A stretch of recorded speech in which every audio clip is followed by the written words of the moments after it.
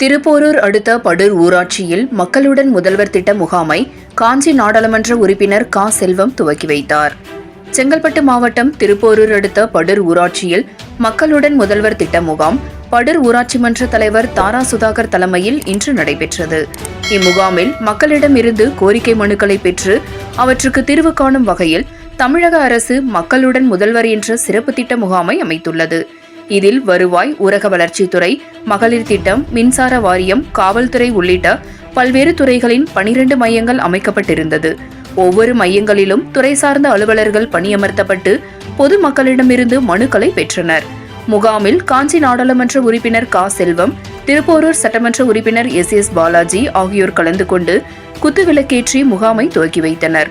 முகாமில் வழங்கப்பட்ட மனுக்கள் மீது உடனடியாக நடவடிக்கை எடுத்து தீர்வு காணப்பட்டது.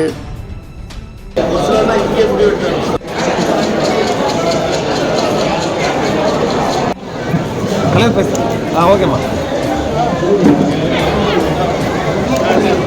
ஓகே.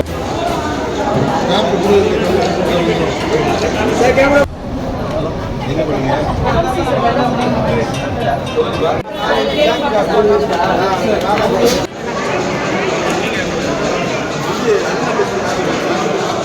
வாங்கினா கொடுத்தா போனாலும் அப்புறம் எதுக்கு அவங்க ஹர்ட் பண்ணுறதுக்காக நீங்கள் உட்காந்துருக்கீங்க. ஒருத்தர் லோன் வராது, பேப்பர் கொடுக்குறாரு, கொடுக்குறாரு 10 லட்சத்துக்கு மேல் 5 கோடி